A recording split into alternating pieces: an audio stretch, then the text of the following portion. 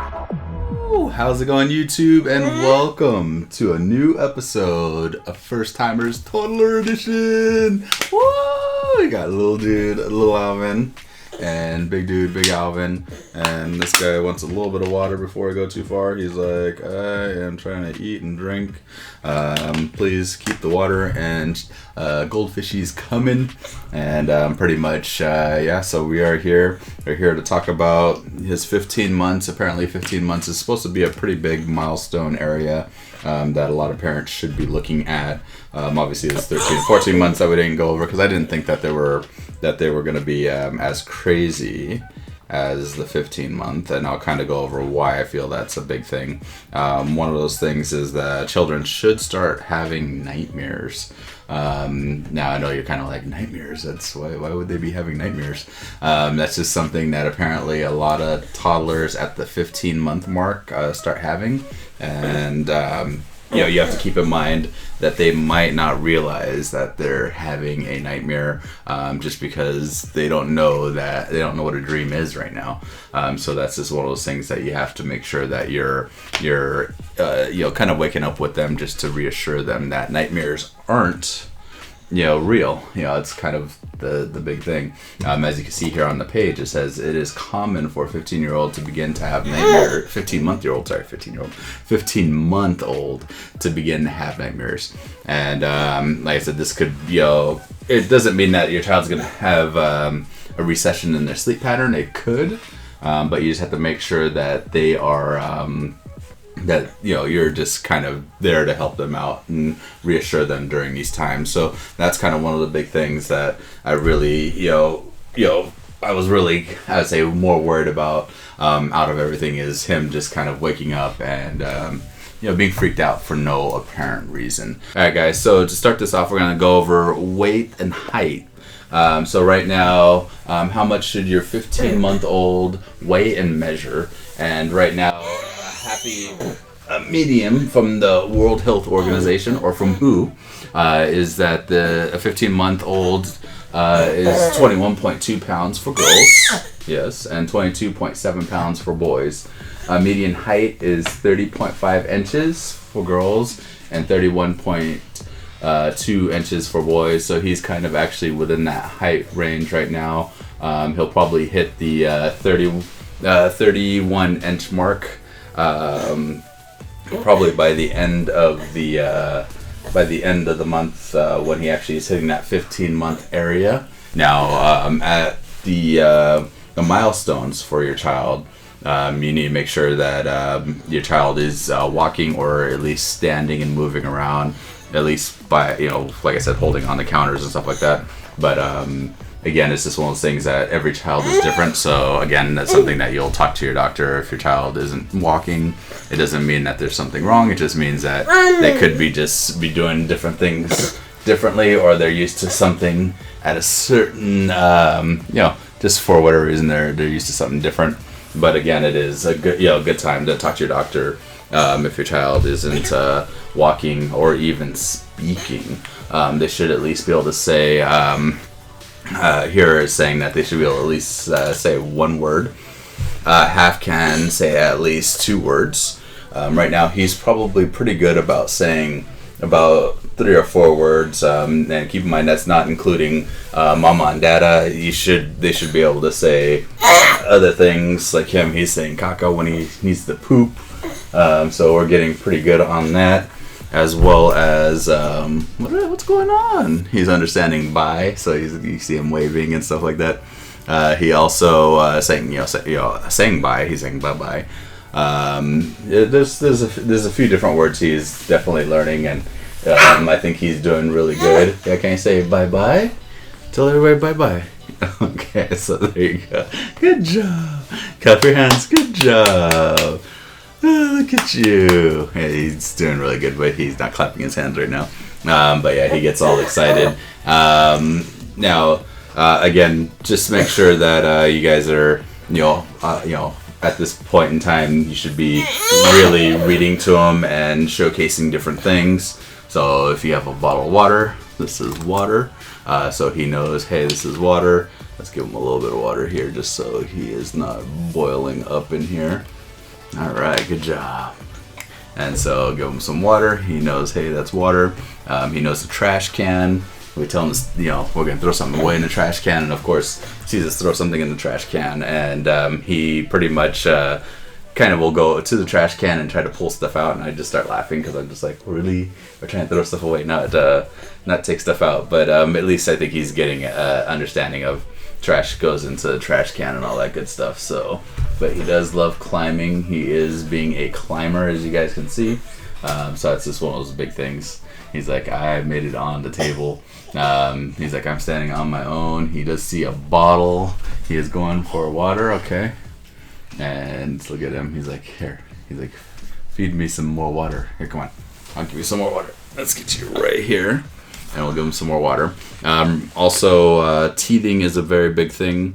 So their molars are going to be either coming through or already out. So it's just one of those things that you should kind of take a look at as they're teething. He does have a very interesting thing going on where I guess some children will actually grow an extra tooth in their mouth. So they'll have, like on, let's say if you have like 4 teeth in the front, he has actually a 5th tooth that grew in the center. Apparently, per the dentist, that is a normal thing. Kids will actually be minus 1 tooth or plus an extra tooth. And I was like, oh, I never even knew that.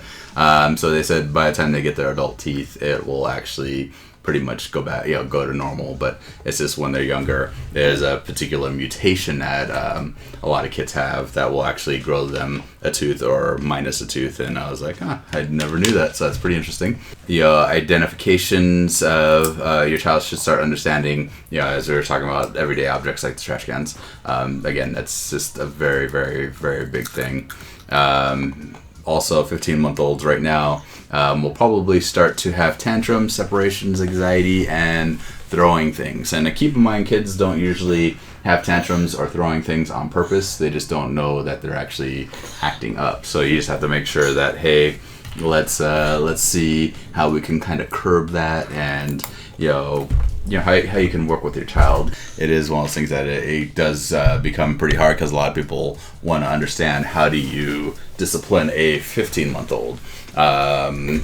Again, here they're saying, you got to hide things that are off limits so they know, hey, it's not something that they should be going over, like touching remotes, magic markers, or as they even say, like daddy's watch if they're away from their side of the line to reach. It's always good because then they won't keep having that issue. Now the next thing is set clear rules and consequences, and you can stick to them. So if your kid's misbehaving, pulling like a dog's tail, you need to make sure that they understand, hey, they can't get away with it, and so that might be trying to put them in a timeout. So that's something that's at this age is something totally doable, just because if you have a I'm not saying put them in a crib, but if you have like a corner of the house where you can kind of set them there and make sure they kind of sit there, so they understand, hey, why am I being put over here? They go, okay, I'm not doing something I should be doing, and eventually they'll stop. Again, like I said, there's a lot of different ways of parenting. Obviously talking to your doctor and getting some information that way, because they probably will know your child a little better than a lot of other people, or they've probably seen a lot of different children do different things, and they might be able to offer a different plan. Obviously right now we're dealing with him biting, and they think that it's more of an anxiety thing because their mouth is hurting, or his mouth is hurting, I should say. And so it's just one of those things that, hey, we gotta kind of get past it. We gotta have to redirect him from biting people to like biting little toys or biters, but again, it's just because his gums were inflamed and they're bothering him. So we've been giving him like little apples so he can kind of chew on that and on that, even though he doesn't want to really swallow it or eat the apples. He's like, I think it helps him relax in that sense. So try not to freak out around them. Try not to do things that they might learn in the future. Again, this is a great time for them to learn a lot of things. So reading books, ask them to grab things for you, and all that good stuff is actually, don't put that in your mouth, is actually a good time for them to learn, because they are learning everything right now, and the learning that they're learning is very simple. I don't want to say simple, but it's very simple to them. It's like, I do this is what happens. So they don't know the full outcome just yet, but they are pulling in all the information.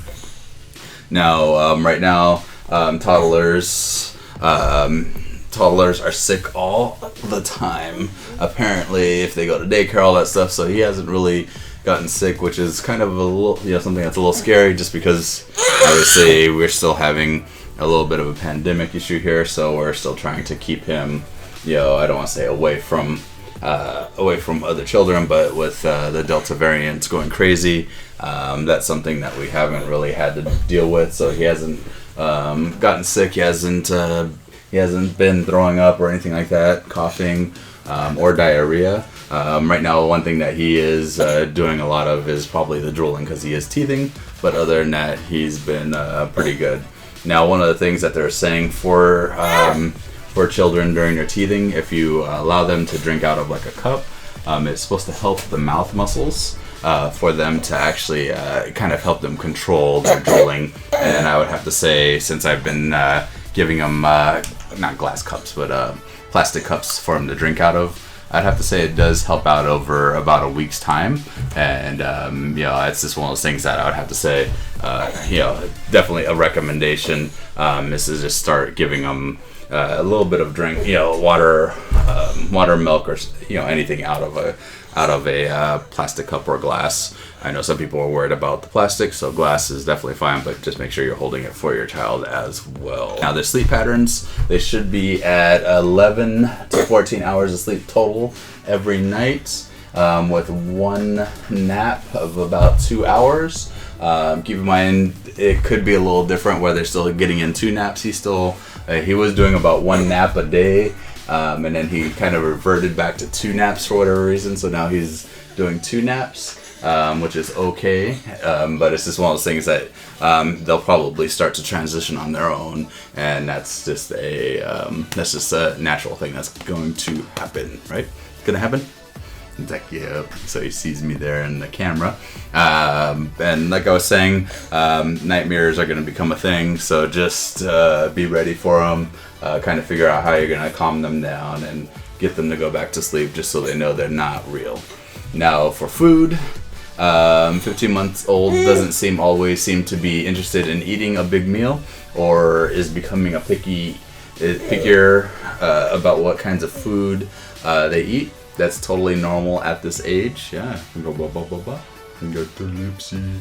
So obviously this is a time for them to figure out how they're going to eat.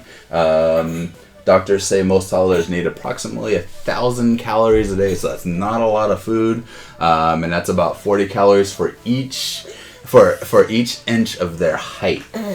So if your child's 28 inches, just pretty much do 40 calories per inch, and you will have how many calories they should be eating. Still is a little bit of a chore for him. He likes to move around, and that's his biggest things. So just make sure that if you're trying to get him outside, trying to get him to run around, and that's a big thing for us as well. I haven't loaded his pool up in a little bit, so I'm gonna probably open up the pool again. We had some really hot days, so I just didn't want to be out in the sun with him, with the in direct sunlight. I did put up little covers so we can at least be under the cover, under the shaded area. But again, it still does get hot, and he actually gets hot and he starts to sweat. You could just kind of go touch his head and you're just like, wow, he's hot. So we bring him back in in about 15-20 minutes of being outside. It's just one of those things that we try to do for him here. But yeah, so what are you doing? He's like, I'm trying to run. This is also the time to schedule their 18-month checkup, as well as double check again, like I was saying, their baby seat. There's a lot of crazy information out there of how child seat should be, and again, there's probably only one person that I really follow, and I'll put their link in the description below, just because she has a lot of knowledge on child seats. I didn't know there were so many different things on child seats, and that's something that I would definitely recommend for you guys to check out, just because their head should not be poking over the top of the child seat. Every child seat has different weight limits, so some children right now at 30 pounds might be too heavy for a child seat, or 20 pounds. So depending on the weight of your child. So you just need to make sure that you're kind of going, okay, this one's already going. It's already getting old, so I'm gonna have to get them a nicer seat. So just make sure you look into that. Like I said, I'll have it in the link below. She gives a lot of great information on child seats, and like I said, I'll probably be doing an unboxing of a new child seat for him, a taller seat, just because. I'll kind of tell you why I got it. It fit in our car. That's one of the things, because most people don't realize, hey, you can have a car and then the seat might not fit in. We do like to put his child seat directly in the center of the car, just because if you're hit on either side of the car, your child has a better chance of being not injured in the center because of the crush zone. I'm not saying we're gonna get hit, but it's just one of those things that we do keep that in mind, when we're driving and or going out.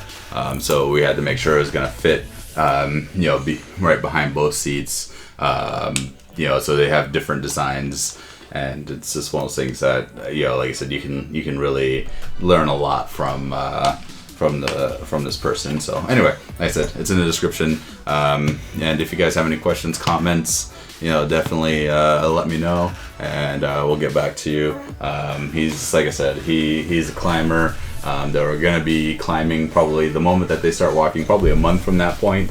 They're probably gonna start climbing, or they're gonna want to climb. So just be prepared for that, guys, and be prepared for just a ball of energy. They are energetic, super energetic. But anyway, guys, we'll see you later. Thank you for watching. Anyway, say bye.